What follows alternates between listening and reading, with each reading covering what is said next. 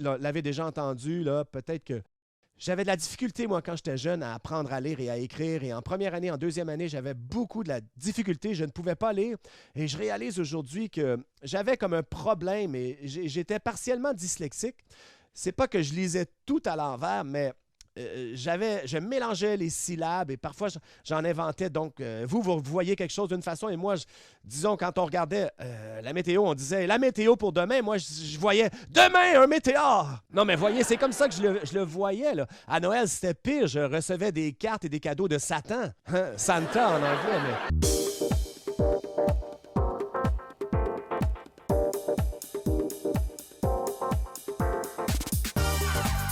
Bienvenue à l'église du Rocher de Winnipeg.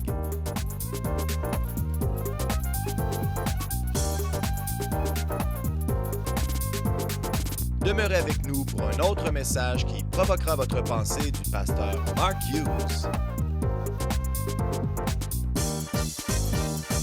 Eh bien, aujourd'hui, nous allons aller dans la deuxième partie de la série Plus que vainqueur. La semaine passée, j'ai parlé du profil d'un plus que vainqueur et je vous ai dit ceci. Le prérequis pour être un plus que vainqueur, c'était l'adversité, hein? Les épreuves, les tribulations, le problème dans la vie. Alors, si vous n'avez pas aimé le message de la semaine passée, vous allez détester le message de ce matin. Puisque ce matin, je vais parler des prérequis pour le succès. Et quel est le prérequis du succès? L'échec! Oui, vous avez bien deviné. Alors, voici ce qu'on va découvrir aujourd'hui. Le chemin vers le succès est pavé d'échecs. Et je vais essayer de vous convaincre aujourd'hui que les échecs dans votre vie ne sont pas quelque chose qu'on devrait mépriser, mais plutôt les voir comme des dons de Dieu qu'on embrasse. Hein? Ça va être un peu difficile, mais quand même. J'ai découvert dans la vie que les échecs n'étaient pas le contraire du succès, mais plutôt c'était le prérequis du succès. Alors, je vous donne un exemple. Si j'écrivais un livre sur l'échec et je ne vends aucune copie, eh bien, ça ferait de moi un succès, n'est-ce pas? Pensez-y un instant. Eh bien, nous allons regarder l'histoire d'un échec dans la parole de Dieu. C'est une des histoires célèbres de Jésus et nous allons regarder l'histoire et nous allons voir à quel point l'échec peut devenir un grand succès. Et on va lire dans Marc, le 2e chapitre, la première partie de l'histoire et je vous rappellerai la fin à la suite. Donc, le verset 1 nous dit « Quelques jours après, Jésus revint à Capernaum. On apprit qu'il était à la maison. Et il s'assembla un si grand nombre de personnes que l'espace devant la porte ne pouvait plus les contenir. Il leur annonçait la parole. Des gens vinrent à lui, amenant un paralytique porté par 4 hommes. Comme ils ne pouvaient pas l'aborder à cause de la foule, ils découvrirent le toit de la maison où il était, et ils descendirent par cette ouverture le lit sur lequel le paralytique était couché. Jésus, voyant leur foi, dit au paralytique, « Mon enfant, tes péchés sont pardonnés. » Alors, regardons l'histoire. Là. On sait que ça s'est produit dans Capernaum et nous savons aussi que c'est arrivé dans la maison. Jésus ne venait pas de Capernaum. Hein. Jésus venait de Nazareth, mais nous savons qui venait de Capernaum. Qui était-il? Un des disciples. C'était Pierre. Pierre était de Capernaum et sa maison est comme une place importante aujourd'hui. Qui ici est allé à Capernaum? Qui a fait un voyage en Israël? Vous êtes allé visiter? Une des choses lorsqu'on va à Capernaum, et la ville est bien préservée quand même, c'est que l'on peut voir ce qu'ils disent être la maison de Pierre. Évidemment, j'en doute, là, mais pourquoi pas? Alors, voici l'histoire. On sait où c'était. On sait que c'était probablement dans la maison de Pierre. Donc, Pierre, Jésus y retrouve, il prêche la parole, la foule se présente, la maison est remplie, les gens sont à pleine capacité. Et là, il y a 4 personnes qui arrivent avec leur ami. Leur ami est paralytique sur un lit et ils transportent le lit. Donc, ils l'amènent à la maison et ils ne peuvent pas rentrer. Alors, ils font quelque chose que moi, je trouve remarquable. Ils l'ont monté sur le toit et ils ont commencé à ouvrir le toit. Et ensuite, ils l'ont fait descendre avec des cordes par le toit.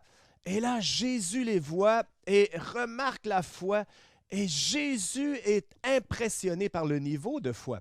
Moi, je ne pense pas que Pierre était vraiment content de ça quand même. Là. Écoutez, si j'ai un petit groupe à la maison et quelqu'un commence à décider mon toit, non, je ne suis pas sûr que je serais content. C'est la dernière chose. Oh, un instant, là. Je ne suis pas impressionné, mais Jésus était impressionné. Il était impressionné par la foi de ces gens et il commence à dire, « Mon enfant, tes péchés sont pardonnés. Et si vous lisez le reste de l'histoire, vous allez voir que cet homme est guéri et il sort de la maison transportant son lit.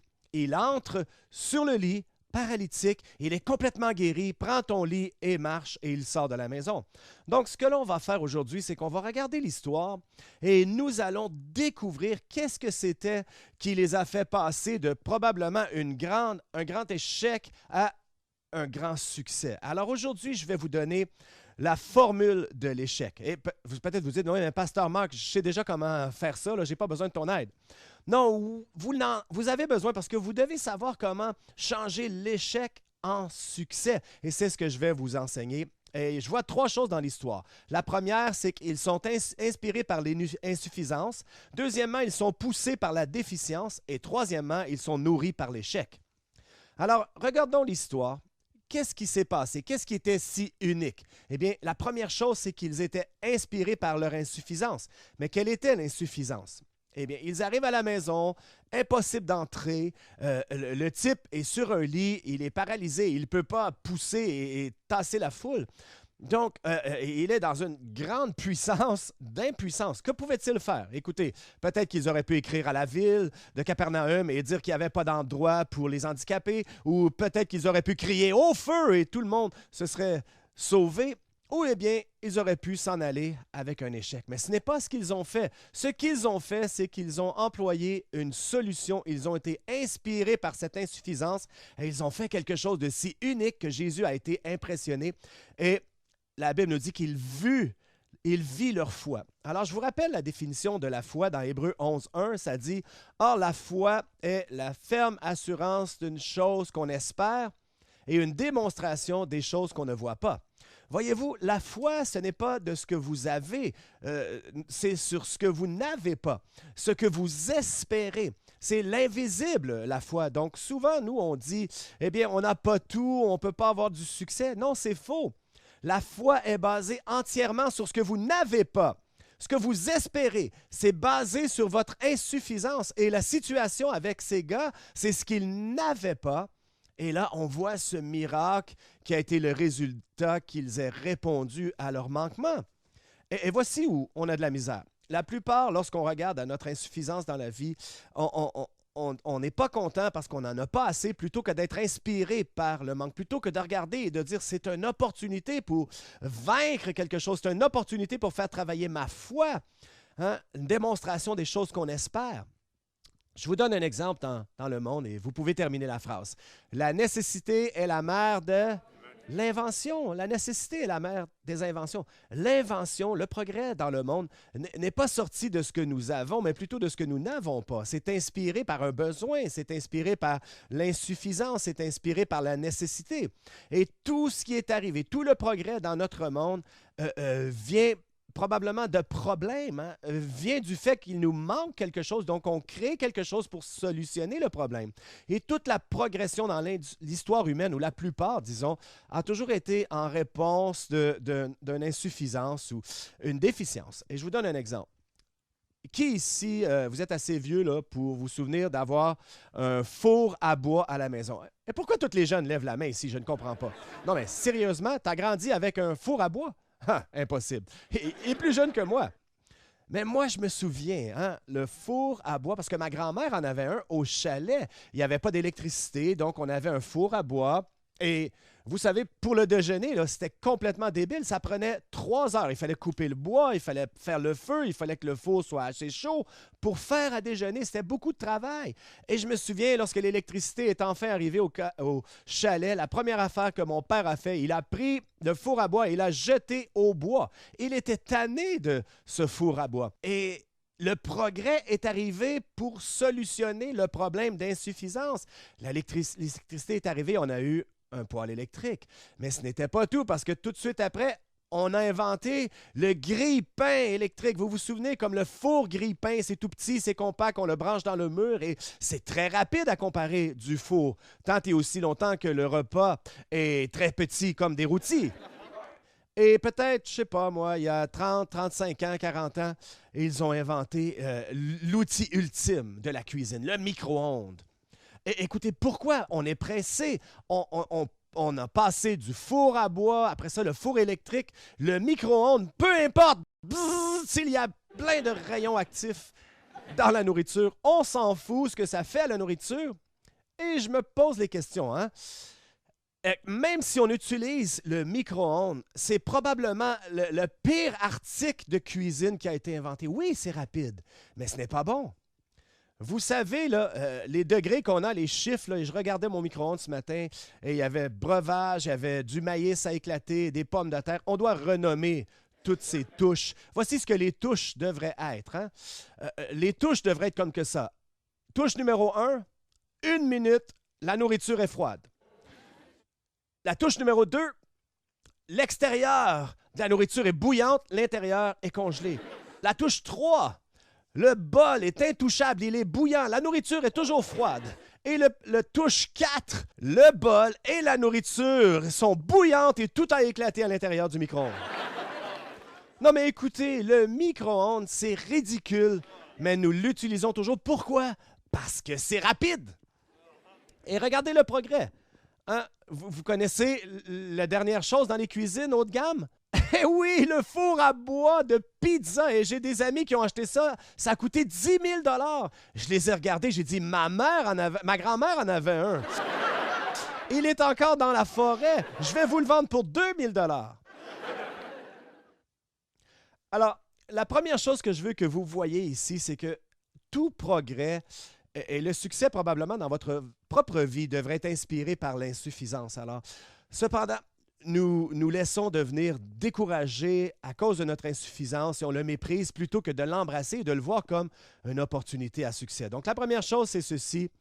Dans la formule de l'échec, c'est d'être inspiré par l'insuffisance. La deuxième chose, c'est d'être poussé par la déficience. Voyez-vous, ce n'est pas juste assez bon d'être inspiré par quelque chose. Il faut faire quelque chose. Il faut agir. Vous savez, je vous ai dit souvent que la foi demande toujours de l'action. Et j'ai souvent dit cette petite phrase-là, « Faites ce que vous pouvez, utilisez ce que vous avez et priez à Dieu. » Et je vous l'ai dit souvent, vous devez faire quelque chose. La foi demande de l'action. Et vous devez utiliser ce que vous avez. Vous devez utiliser ce que vous avez entre les mains. Nous avons l'histoire de David qui s'en va contre Goliath. Il était insuffisant. Nous savons ce qu'il n'a pas. Il n'avait pas de lance, il n'avait pas d'épée, il n'avait pas de javelot, il n'avait pas de bouclier. Mais qu'avait-il? Il avait un lance-pierre. Et il a pris son lance-pierre, il a pris 5 pierres polies et ce qu'il avait, il l'a pris. Et il gagne cette bataille basée sur le peu qu'il avait, mais il l'a utilisé et quelque chose est ressorti. Regardez l'histoire. Des hommes qui ne pouvaient pas entrer dans la maison. Qu'est-ce qu'ils n'avaient pas d'argent, il n'y avait pas de force, ils ne pouvaient pas repousser les gens par la force, ils ne pouvaient pas payer les gens pour prendre leur place, ils ne pouvaient pas avoir un autre endroit. Non, mais qu'est-ce qu'ils avaient? Eh bien, on le voit à l'intérieur de l'histoire, ils avaient des cordes. Donc, pourquoi avaient-ils des cordes? Je ne le sais pas. Mais ils ont ouvert le toit et ont descendu le gars par les cordes. Alors, le peu qu'ils avaient, ils l'ont utilisé. Et lorsqu'on regarde notre vie, quand on est dans une situation, quand c'est difficile, quand on est complètement insuffisant, déficient, qu'est-ce qu'on a? On doit utiliser le peu que l'on a et changer l'échec en succès. Je vais vous raconter une autre histoire. Cet homme est venu au monde dans les années 20. C'était vraiment un mauvais élève.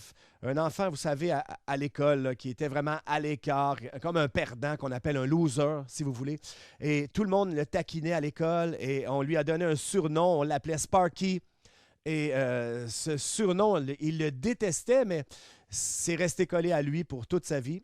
Et il n'était vraiment pas bon à l'école. En 8e année, il a raté chaque examen de sa 8e année. Il a raté chaque sujet. Imaginez, habituellement, on peut en rater 2, 3, mais pas tous les sujets, mais c'est ce qui est arrivé. Et la raison, c'est parce que tout ce qu'il faisait, c'est qu'il crayonnait. Là. Il crayonnait toute la journée. Il voulait être un dessinateur de bande dessinée. Donc, rendu à l'école secondaire, finalement, il se rend. Vous savez, éventuellement, on va se rendre à l'école secondaire. Et il arrive au secondaire et il soumet ses bandes dessinées pour le livre de l'année. Et le livre de l'année, les rejette. Et vous savez pourquoi? Parce qu'ils n'étaient pas beaux, ce n'étaient pas des beaux dessins. Il avait passé toutes ces années à dessiner, mais il n'était quand même pas bon. Donc, il décide, bien, si le livre de l'année ne le veut pas, alors voici ce que je veux faire. Je veux devenir un dessinateur de bande dessinée pour Walt Disney. Donc, il envoie ses dessins à Walt Disney. Devinez ce qui lui est arrivé. Il a été rejeté. Je vous ai dit qu'il n'était pas bon. Il n'était pas bon. Et ça ne l'a pas arrêté. Il a continué à faire des dessins. Et ce qu'il a fait, c'est qu'il a commencé à écrire des histoires, des bandes dessinées sur sa vie de perdant. Et il a commencé à reproduire sa vie, autobiographie, si vous voulez, une bande dessinée de très petits dessins d'un petit garçon, un perdant, pas de cheveux, qui s'appelait Charlie Brown. On parle de Charles Schwartz ici. Et Charlie Brown, c'est Charles Schultz. Et c'est son histoire. Regardez la photo, là. Regardez l'image, le dessin de Charlie Brown. C'est pas un beau dessin, c'est pas une belle bande dessinée. Et ses amis avaient raison, il n'est pas tellement bon, mais néanmoins, il est devenu un des plus célèbres dessinateurs de bande dessinée de notre âge. Pourquoi? Parce qu'il n'a pas abandonné. Le peu qu'il avait, il l'a utilisé et son succès est ressorti de plusieurs échecs. Et je vous raconte une histoire personnelle. Peut-être qu'il y en a qui l'avaient déjà entendu, là. Peut-être que j'avais de la difficulté, moi, quand j'étais jeune, à apprendre à lire et à écrire. Et en première année, en deuxième année, j'avais beaucoup de la difficulté. Je ne pouvais pas lire. Et je réalise aujourd'hui que j'avais comme un problème et j'étais partiellement dyslexique. C'est pas que je lisais tout à l'envers, mais je mélangeais les syllabes et parfois j'en inventais. Donc, vous voyez quelque chose d'une façon et moi, disons, quand on regardait la météo, on disait la météo pour demain. Moi, je voyais demain un météore. Non, mais voyez, c'est comme ça que je le voyais, là. À Noël, c'était pire. Je recevais des cartes et des cadeaux de Satan. Santa en anglais, mais j'avais de la difficulté avec la lecture et pour être honnête, j'ai encore de la difficulté aujourd'hui quand je lis parce que je ne vois pas toujours de la bonne façon les mots. Et c'est un miracle que j'ai écrit un livre parce que je sais à peine lire et écrire. Alors, j'arrive en première année, je ne sais pas lire, je ne sais pas écrire, mais la première journée de la première année, je rencontre David. David, l'autre enfant le plus idiot de la classe. Et c'est drôle, hein, comment ça fonctionne. On dirait que les oiseaux se ressemblent. J'arrive à la première journée, un autre enfant aussi idiot que moi, et on est attirés les deux ensemble. Et on est devenus des meilleurs amis en première année. On était les originaux, la cloche et l'idiot. On a été l'inspiration de ce film. Et la façon que moi je le dis, j'étais la cloche et il était l'idiot. Évidemment, lui, il dit que c'était l'inverse, mais... Donc, on était les plus idiots de la classe, sans blague, là. Et on était assis, là. On n'a pas appris à écrire, on n'a pas appris à lire. Et on était auprès de la fenêtre et on regardait comme ça dans la lune. Comme ça, là. Et on était bon à la récréation, par contre. Hein. Je jouais au ballon chasseur et j'étais très bon. Donc, j'étais assis comme ça, là, la bouche ouverte et on regardait dehors dans la lune. Et là, je disais... Hey, David, qu'est-ce qu'on fait à récréation? Oh, ballon chasseur. Ouais, moi aussi, ballon chasseur. Ouais, oh, on est bon au ballon chasseur, oui. Vous savez, 15 minutes avant la récréation, là, je commençais à me réveiller, à m'étirer. Tout le monde termine les examens. Et moi, là, je commence à m'étirer le ballon chasseur. Et je pensais qu'on parlait comme ça, là. Mais c'est mon histoire, je peux la compter comme je veux. Alors, écoutez, là, on traverse la première année. À la fin de la première année, ni un ni l'autre ne pouvons lire. Donc là, l'école doit prendre une décision. Et voici ce que je crois qu'ils ont fait. Ils l'ont fait couler son année et ils m'ont fait passer mon année.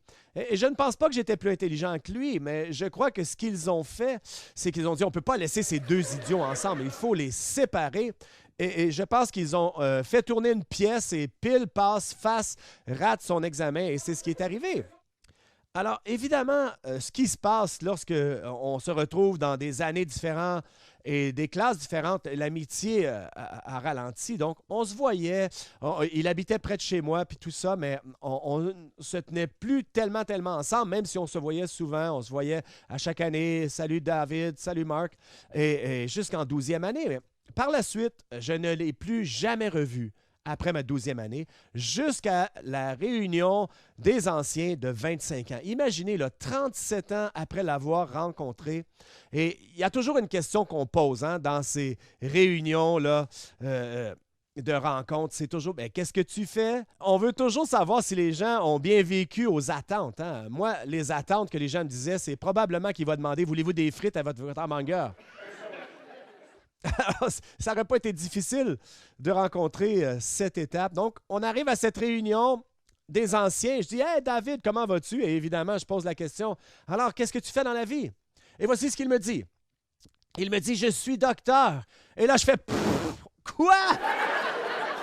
Hey, tu es un docteur? » Hey, j'aurais pas dû réagir là, tant que ça, mais j'ai dit, t'es un docteur. Tu te souviens à quel point tu étais idiot en classe? Il dit, non, mais je me souviens comment toi, tu étais idiot.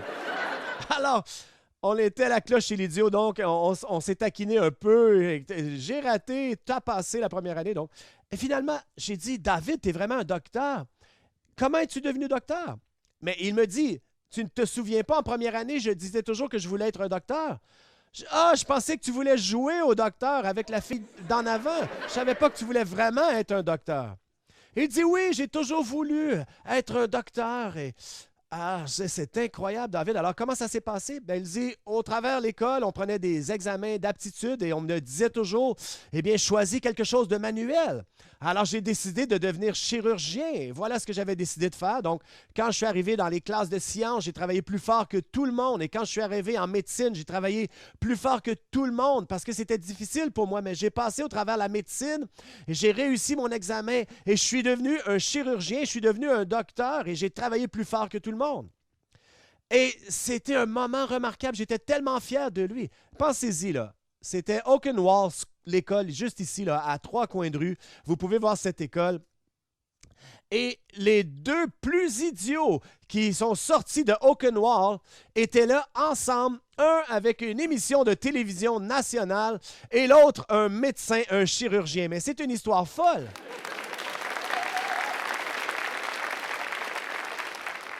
Ne vous inquiétez pas quand vos enfants ont un départ lent dans la vie. Tout ce qu'ils ont besoin, c'est un rêve dans leur cœur. On démarre tout lentement et on a des échecs dans la vie. C'est pas grave, c'est pas un signe de ce qui va nous arriver à la fin. On prend les rêves, on s'applique à ces rêves et on fait notre chemin vers le succès qui est pavé d'échecs. Hein? L'échec n'est pas l'opposé du succès, c'est un prérequis, le prérequis du succès. Et vous savez, j'ai cet ami, il est pasteur, et toute sa vie, il voulait aller en Afrique et faire une croisade d'évangélisation. L'année passée, on l'a invité d'aller en Afrique, au Ouganda, à l'université de Gaba, pour faire un séminaire là-bas. Il était vraiment excité, il raconte ça à ses filles, ses 3 filles. Alors, il raconte cette histoire à ses filles et il dit, vous savez les filles, si vous avez un rêve dans votre vie, là, saisissez votre rêve et Dieu un jour va vous aider à l'accomplir. Et il regarde sa fille la plus vieille. Il dit, quel est ton rêve? Et la plus vieille joue au soccer et elle dit, mon rêve, c'est quand je serai plus vieille, je vais voyager autour du monde en jouant au soccer et en prêchant l'Évangile aux gens. C'est un très beau rêve. Et il regarde la deuxième et il dit, elle a 9 ans, il dit, quel est ton rêve? Et elle dit, mon rêve, c'est quand je serai plus vieille, je vais aller en Afrique, je vais aller dans des orphelinats que tu me parles, prendre soin des orphelins. Très beau rêve. Et il regarde la dernière, elle a 7 ans, et il lui dit, toi ma chérie, quel est ton rêve? Elle dit, moi mon rêve, quand je serai grande, je veux rester assis sur le divan, regarder la télé et manger de la pizza. Ose rêver, osez rêver. Alors, la première chose, c'est être inspiré par l'insuffisance. La deuxième chose, c'est d'être poussé par la déficience. Et le dernier point, c'est d'être nourri par l'échec. Vous savez, quand ces 4 hommes et leur ami se sont rendus à la maison, ils auraient pu regarder la foule, regarder le fait qu'ils ne pouvaient entrer et s'en retourner avec un échec. Et ça aurait été leur échec, ça aurait arrêté l'histoire. Mais ils étaient nourris par l'échec et ils avaient décidé de ne pas permettre à cette embûche d'être le dernier chapitre de l'histoire et ils ont utilisé une solution radicale en ouvrant le toit et en descendant par le toit et Jésus a donné crédit à leur foi. Et quand on regarde la vie, je l'ai dit, nous passons tous au travers des échecs. Une des choses qui a fait de Thomas Edison un homme à succès, c'est qu'il ne comprenait pas le concept d'échec. Lui, il voyait ça comme des escaliers pour arriver au succès. L'ampoule a été inventée par un Canadien, mais il ne pouvait pas la faire fonctionner plus que quelques secondes. Donc, il a vendu le brevet à Thomas Edison et il a essayé 10 000 différentes façons de la faire fonctionner jusqu'à temps qu'il découvre le filament de tungstène et qu'il a créé cette ampoule. Et la plupart d'entre nous, on en a à la maison. Il dit, moi, je n'ai pas trouvé l'échec, j'ai trouvé 10 000 façons que ça ne fonctionne pas. Et il comprenait qu'à chaque fois qu'on a un échec, c'est une marche de plus dans l'escalier du succès. Vous savez que même Chuck Norris a eu un échec. Oui, au secondaire, il a raté son cours de chimie. Il ne pouvait pas apprendre la table périodique parce que pour Chuck Norris, ne croit seulement que dans l'élément de surprise. C'est une bonne quand même. Là. Et je sais que plusieurs ici, vous aimez le succès de cette église et c'est bien, mais ce que vous ne savez peut-être pas, c'est que ma première année d'avoir une église, c'était un échec royal. Après 12 mois, les membres fondateurs ont engagé un avocat et voulaient me mettre en prison. Vous dites, pourquoi voulait-il te mettre en prison? Parce que le meurtre, c'est contre la loi et on ne pouvait pas me pendre non plus. Donc, ils ont pris un moyen légal pour me retirer. Étiez-vous si mauvais, Pasteur Mark? Oui, j'étais mauvais. Mais je ne savais rien de rien et c'est grâce à ces échecs dans la vie qui nous ont amenés vers le chemin du succès. Une dernière histoire ce matin. En 1963, il y avait un homme, Maxie Filer. Voici sa photo. Il vivait en Californie et il est allé à Washington. Il y avait un grand ralliement en 1963. Martin Luther King Jr. avait pour les droits civils. Et il a tellement été inspiré qu'il avait dit, je vais aller devenir un avocat et je vais combattre pour les droits civils. Alors, il retourne à la maison et il va à l'université. Il gradue en 66 et là, il vient pour passer l'examen du barreau et il rate. Donc, 6 mois plus tard, il retourne la passer à nouveau et il la rate. Donc, il doit aller dans un autre État, 6 mois plus tard, passer l'examen du barreau et la rate. 6 mois plus tard, il va dans un autre État et rate. 6 mois plus tard, il va dans un autre État et rate. 6 mois plus tard, il va dans un autre État et rate. Vous comprenez la tendance un peu ici, là? Et on dit qu'il a dépensé environ 50 000 $ à voyager dans les autres États pour essayer de passer l'examen de barreau, État après État, à chaque 6 mois. Et à chaque 6 mois, il ratait l'examen de barreau. Pendant 25 ans, il a raté l'examen 47 fois. Et en 1981, il est allé prendre l'examen du barreau pour la 48e fois et il a réussi. Maintenant, écoutez, là, je vous le garantis, j'engagerai jamais cet homme comme avocat, mais je lui donne un A pour sa persévérance. Il a raté 47 fois. Et pendant ce temps-là, son fils a grandi, est allé à l'école, est devenu avocat, il a passé le barreau et il avait son propre cabinet. C'est vrai. Et son père travaillait dans le cabinet légal de son fils. Et là, il est rendu à l'âge d'or et il réussit l'examen du barreau. Finalement, il est avocat et il est devenu un conseiller municipal pour sa ville qui était à Compton, en Californie. Et ça, c'est une histoire à succès directement de Compton. Il y en a qui comprennent la blague ici. L'échec n'est pas l'opposé du succès. L'échec est le prérequis du succès. Et je termine avec cette citation d'un homme très inspirant, Michael Jordan. Michael Jordan jouait au basketball, au NBA. Au sommet de sa carrière, il a fait une annonce pour Nike et il a dit « J'ai raté plus de 9000 lancers. J'ai perdu plus de 300 parties. 26 fois, j'avais le ballon entre les mains pour gagner la partie et j'ai raté. J'ai raté fois après fois après fois.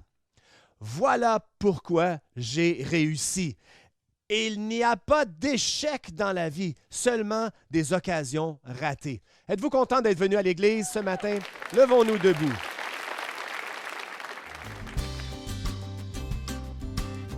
L'Église du Rocher a des réunions à tous les dimanches au 1397 Buffalo Place. Joignez-vous à nous si vous êtes dans la région.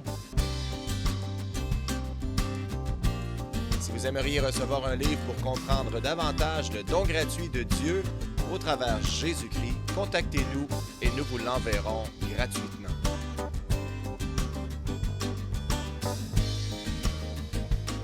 Visitez notre site web au www.churchoftherock.ca.